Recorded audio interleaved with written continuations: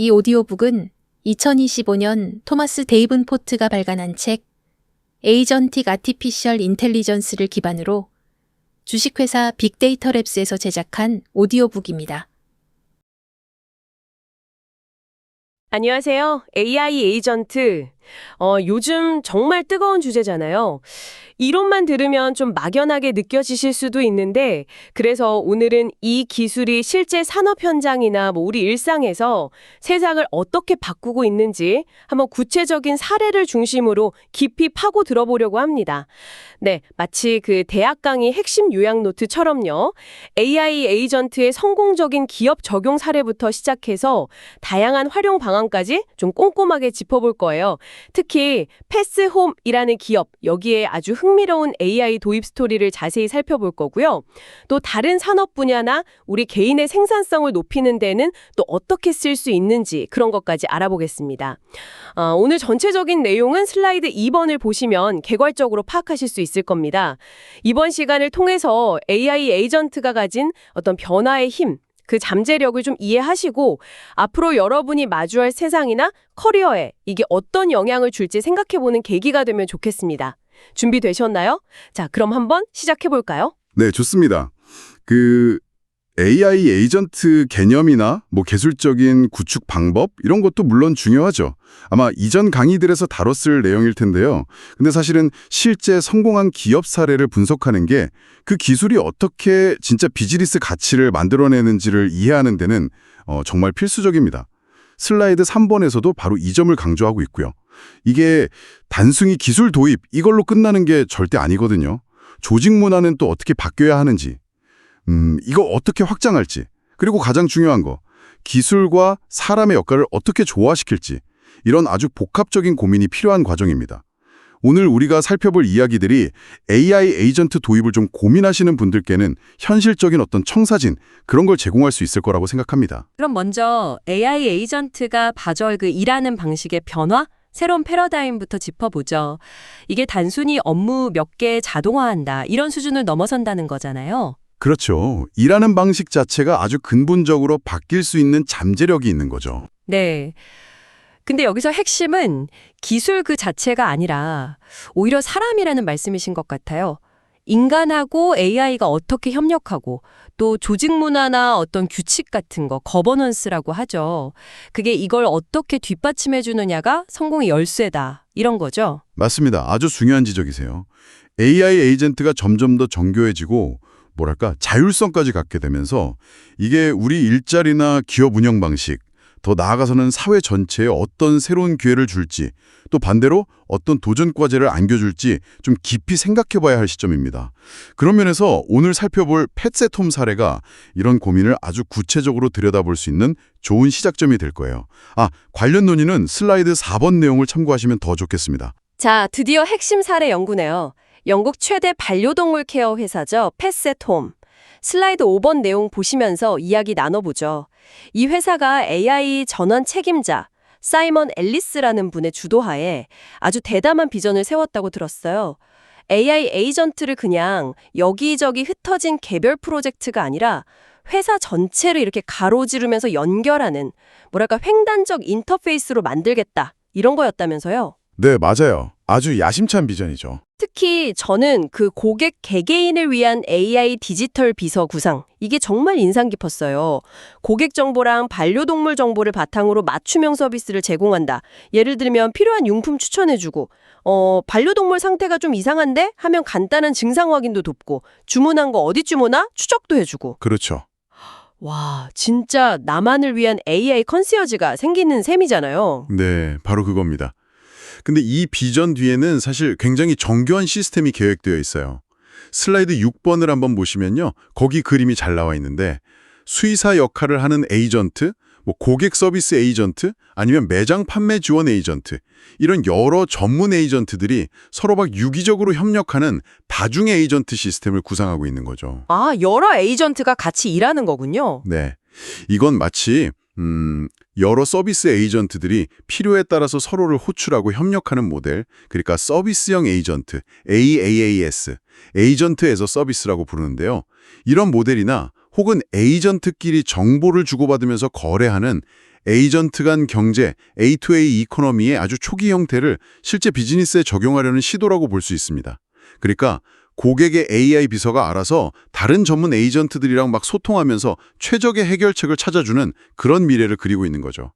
그리고 내부 직원들을 위한 맞춤형 업무 지원, 동료 어시스턴트 같은 것도 생각하고 있고요. 와, 진짜 거대한 비전인데요. 근데 이걸 어떻게 현실로 만들었을까요? 말은 쉬운데. 그렇죠. 그게 중요하죠. 여기서 핵심 전략이 작게 시작하되 크게 생각하라는 거였어요. 슬라이드 7번에서 설명하는 부분인데요. 일단 최고 경영진, 심지어 회장까지 직접 나서서 AI를 우리 회사의 미래 핵심 동력이다.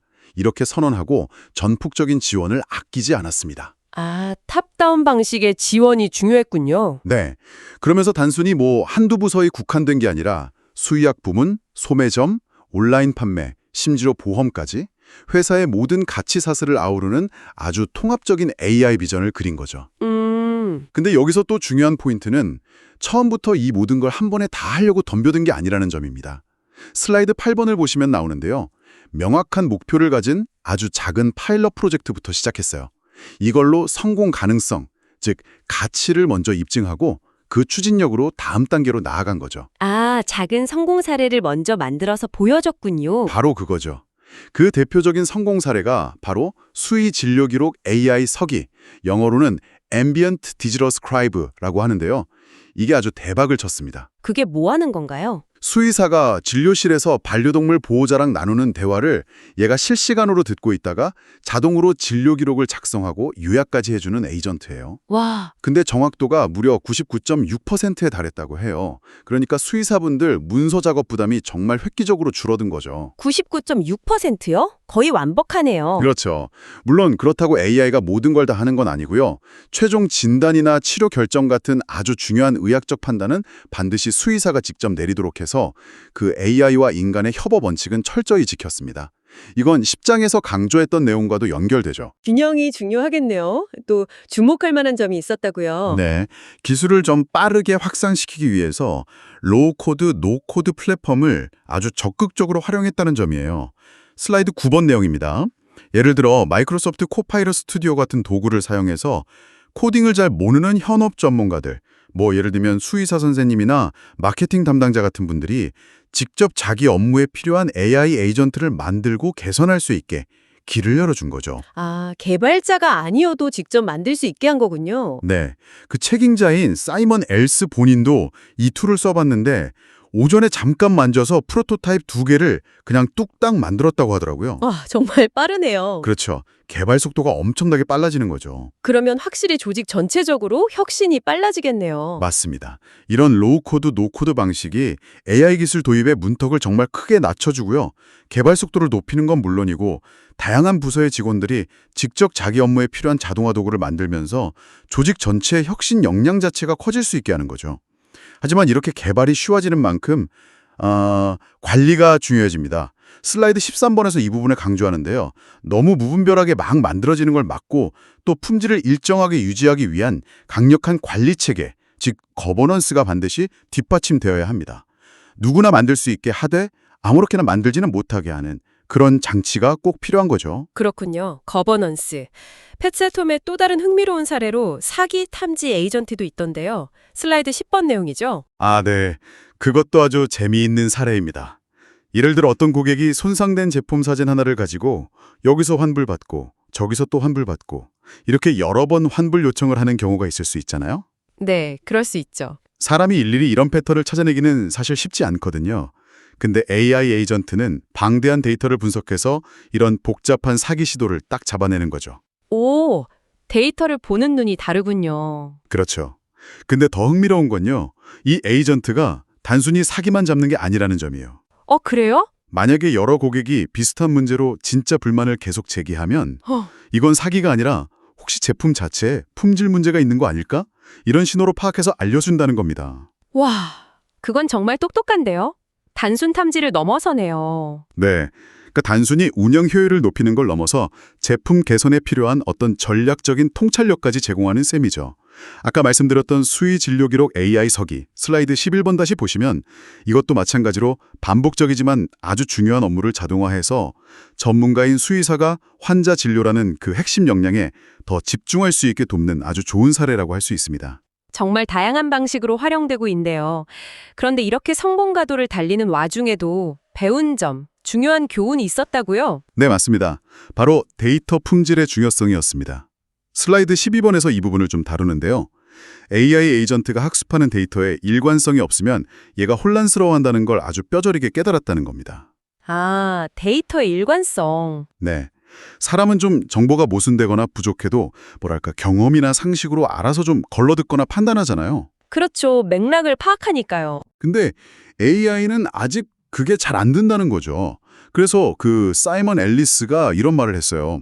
AI가 여러 정보, 즉 사실들을 모으고 종합하는 데는 아주 뛰어나지만 그 정보들 사이에 혹시 모순이 있을 때 이걸 해결하고 무엇이 진짜 truth, 진실인지 판단하는 데는 아직 한계가 있다고요. 사실과 진실은 다르다. 의미심장하네요. 네, 결국 신뢰할 수 있는 AI 에이전트를 만들려면 그 기반이 되는 데이터를 먼저 신뢰할 수 있게 그리고 아주 일관성 있게 관리해야 한다는 결론에 이르는 거죠. 뭐 흔히 말하는 garbage in, garbage out 원칙, 바로 그겁니다. 잘못된 데이터를 넣으면 당연히 잘못된 결과가 나올 수밖에 없다는 거죠. 이건 11장에서 데이터 무결성을 강조했던 내용과도 일맥상통하고요. 데이터 관리가 정말 중요하군요. 네. 그리고 펫셋홈은 또 마이크로소프트 같은 기술 선도 기업하고 아주 긴밀하게 협력하면서 AI의 가능성을 계속 넓혀가고 있습니다. 슬라이드 13번 내용처럼요. 이런 파트너십이 또 혁신을 가속하는 데 큰 도움이 되거든요. 이 펫셋홈의 전체적인 여정은 AI 전환을 고민하는 다른 조직들에게 정말 훌륭한 참고자료, 뭐랄까 하나의 로드맵이 될 수 있을 것 같습니다. 와, 패치의 톰 이야기 정말 흥미롭네요. 그런데 AI 에이전트, 당연히 이 사례에만 국한되는 건 아니겠죠. 물론이죠. 실제로 기업 환경에서 활용될 수 있는 분야는 정말 무궁무진할 것 같아요. 슬라이드 14번을 보시면 관련 내용이 나오는데요. 중요한 건 역시 각 조직의 상황이나 전략 목표에 맞춰서 가장 효과적인 사용 사례를 잘 찾아내고 또 우선순위를 정하는 거겠죠. 맞습니다. 그게 핵심이죠. 이미 좀 검증된 15가지 기업용 AI 에이전트 활용 사례가 소개되어 있다고 하는데요. 이게 여러 에이전트가 협력해서 꽤 복잡한 업무를 처리하면서도 여전히 인간의 감독을 받는 상당히 발전된 수준, 그러니까 레벨 3 에이전틱 워크플로우 수준의 사례들이라고 하네요. 네, 꽤 고도화된 사례들이죠. 이 사례들을 크게 6가지 영역으로 나눠볼 수 있다는데 오늘은 그중에서 특히 좀 인상적인 사례 하나만 더 깊이 들여다볼까요? 네, 좋습니다. 어떤 걸 보실까요? 저는 그 슬라이드 16번에 나오는 판매 및 마케팅 영역이 좀 궁금해요. 여기서 AI 에이전트는 어떤 일을 하나요? 아, 판매 및 마케팅 영역이요? 네, 여기서 AI 에이전트는 정말 다양한 역할을 합니다. 예를 들면 고객 데이터나 시장 트렌드를 쫙 분석해서 각 고객에게 가장 적합한 맞춤형 제안서를 자동으로 생성해 주기도 하고요. 오, 제안서까지요? 네. 그리고 뭐 경쟁사 움직임 같은 시장 동향을 실시간으로 추적하거나 잠재 고객 발굴부터 시작해서 계약 성사까지 이어지는 그 전체 영업 과정, 즉 파이프라인을 관리하는 역할도 합니다. 와, 그게 어떻게 가능하죠? 예를 좀 들어주실 수 있나요? 예를 들어 과거에 성공했던 거래 데이터, 현재 시장 상황, 경쟁사 가격 정보, 뭐 이런 것들을 AI가 종합적으로 쫙 분석하는 거예요. 그래서 이 특정 고객에게는 이 제품을 이런 가격과 조건으로 제안하는 게 가장 성공 확률이 높겠구나 하고 예측하고 심지어 제안서 초안까지 딱 만들어주는 식이죠. 이야, 영업사원 일이 확 줄겠는데요. 거래 성사율 자체를 28%나 높이고 영업에 걸리는 전체 시간, 즉 영업 주기는 40%나 단축시키는 그런 놀라운 결과를 가져왔다고 합니다. 와, 성과가 엄청나네요. 네. 그러니까 영업팀 직원들은 단순 반복 업무에서 벗어나서 정말 중요한 고객과의 관계 구축이라던가 최종 협상 같은 더 전략적인 일에 집중할 수 있게 되는 거죠. 효율성이 극대화되는 거군요. 맞습니다. 이외에도 슬라이드 15번에 나오는 공급업체 관계 관리나 슬라이드 18번의 IT 서비스 관리 같은 다양한 분야에서 AI 에이전트가 복잡한 문제를 해결하고 효율성을 높이는 사례들이 많이 있습니다. 공통적으로는 반복 작업을 줄여주고 인간이 더 중요한 일에 집중하게 돕는다는 특징이 있죠. 기업 차원의 이런 거대한 변화도 정말 인상적인데요. 사실 AI 에이전트의 힘을 가장 빠르고 직접적으로 느낄 수 있는 영역은 바로 개인 생산성 분야가 아닐까 싶어요. 슬라이드 19번에서 이 부분을 다루고 있죠. 아, 네, 맞아요. 개인 생산성 정말 중요하죠. 우리 각자의 업무나 학습 효율을 높이는데 바로 적용해 볼 수 있다는 점에서 아주 매력적인 것 같아요. 어쩌면 조직 전체의 변화를 이끌어내기 위한 좋은 출발점이 될 수도 있고요. 그렇죠. 개인이 먼저 경험해보고 그 효용성을 느끼면 조직 전체로 확산되기가 더 쉬우니까요. 네, 교재 부록 B에는 5가지 핵심 사례가 나온다고 하는데 이것도 하나만 좀 더 자세히 볼까요? 네, 어떤 사례가 궁금하세요? 저는 그 슬라이드 20번에 소개된 연구 합성 에이전트, 이게 특히 흥미롭더라고요. 이게 정확히 뭘 도와주는 건가요? 아, 연구 합성. 이거 정말 유용한 기능인데요. 우리가 리포트나 논문을 쓸 때 여러 웹사이트, 논문 데이터베이스, 아니면 회사 내부 자료 같은 방대한 정보 속에서 필요한 내용을 찾아야 하잖아요. 네, 자료 찾는 게 일이죠. 그렇죠. 이 에이전트가 그 작업을 도와주는 겁니다. 여러 출처에서 정보를 수집하고 분석하고 핵심만 딱 요약해서 보고서 형태로 만들어주는 기능이에요. 와, 그럼 자료 조사 시간이 엄청 줄겠네요. 상상해보세요. 그 수많은 자료를 일일이 다 읽고 정리하는 데 드는 엄청난 시간을 절약할 수 있는 거죠. 실제로 이 기능을 활용해서 연구 시간을 60%나 단축시킨 사례도 있고요. 어떤 컨설턴트는 회사 내부에 그냥 흩어져 있던 집단 지식을 활용하는 방식 자체가 완전히 바뀌었다고 평가할 정도였습니다. 와, 60% 단축이요? 이건 뭐 거의 혁신 수준인데요. 네, 단순히 시간 절약을 넘어서 정보 접근성이랑 활용 능력 자체를 아주 혁신적으로 높여주는 거죠. 대학생 여러분들 리포트 작성이나 논문 연구 과정에도 이거 정말 바로 적용해 볼 만한 기능 아닐까요? 그렇죠. 당장 써볼 수 있는 거죠. 그리고 슬라이드 20번에 같이 나오는 이메일 관리 에이전트나 슬라이드 21번의 프로젝트 관리 에이전트 역시 비슷한 방식으로 우리의 일상 업무를 크게 바꿀 잠재력을 가지고 있습니다. 네, 예를 들어 이메일 관리 에이전트는 받은 메일함 정리해주고 중요한 메일 알려주고 답장 초안까지 써준다면서요. 한 마케팅 디렉터는 이걸로 주당 15시간을 절약했다고 하니 와, 15시간이면 거의 이틀치 근무 시간이네요. 그렇죠. 프로젝트 관리 에이전트도 세부 일정 챙기고 위험 요소 미리 알려주고 정말 개인 비서가 따로 없네요. 맞습니다. 이런 도구들이 점점 더 발전하고 있죠. 이처럼 개인 생산성 도구들은 당장 우리의 업무나 학습 방식을 바꾸고 효율성과 만족도를 높이는데 아주 직접적인 도움을 줄 수 있을 것 같습니다. 작지만 정말 강력한 변화의 시작점이 될 수 있겠네요. 네, 분명 그렇습니다. 자, 오늘 AI 에이전트가 실제 현장에서 어떻게 활약하고 있는지, 특히 펫셋 홈 사례를 중심으로 다양한 기업 및 개인 생산성 활용 사례까지 좀 깊이 있게 살펴봤습니다. 슬라이드 22번에 오늘 나눈 이야기의 핵심 내용이 잘 요약되어 있는데요. 한번 같이 보시죠. 가장 중요한 점은 AI 에이전트가 그냥 단순한 기술 도구, 이걸 넘어서 우리가 일하고 소통하는 방식 자체를 아주 근본적으로 바꿀 엄청난 잠재력을 지녔다는 것. 이걸 다시 한번 확인했고요.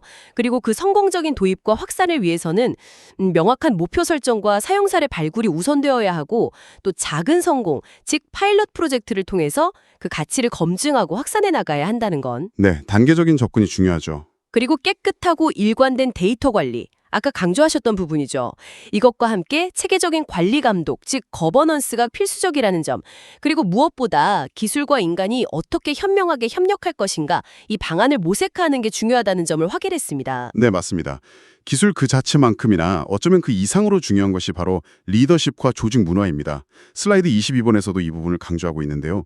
AI 시대를 성공적으로 이끌기 위해서 리더는 당연히 AI 기술을 어느 정도 이해하고 활용할 줄 아는 능력, 즉 AI 리터러시를 갖춰야 합니다. 그리고 이걸 바탕으로 인간과 AI가 시너지를 내는 그런 하이브리드 팀을 잘 운영하고 또 발생할 수 있는 여러 윤리적 문제 같은 것들을 잘 관리 감독할 수 있어야 하죠. 리더의 역할이 정말 중요하겠네요. 네.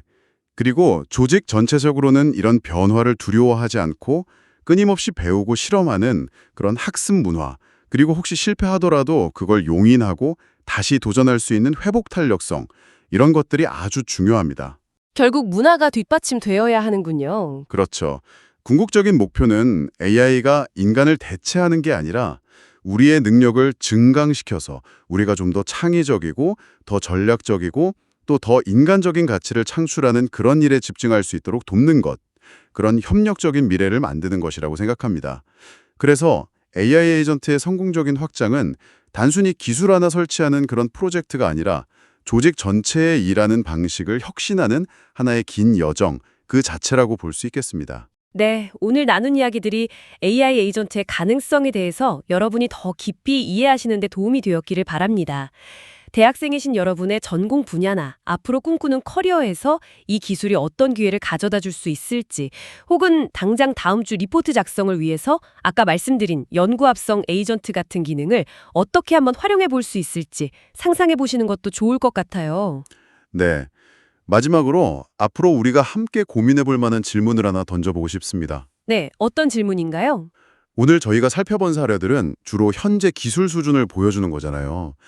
그런데 만약에 AI 에이전트가 지금보다 훨씬 더 정교해지고 또 에이전트들끼리 서로 더 자유롭게 소통하고 협력하게 된다면 과연 어떤 정말 완전히 새로운 형태의 비즈니스 모델이나 조직 구조가 등장하게 될까요? 그리고 인간과 기계의 역할 분담, 또 협력 방식은 어떻게 진화하게 될까요? 와, 정말 생각해 볼 거리네요. 미래의 모습이 그려지는 것 같기도 하고요. 네. 이 질문에 대한 답을 찾아가는 과정 자체가 어쩌면 미래를 준비하는 아주 흥미로운 여정이 될 거라고 생각합니다. 네, 정말 흥미로운 질문까지 던져주셨네요. 오늘 저희가 준비한 심층 분석은 여기까지입니다. 함께해 주셔서 감사합니다.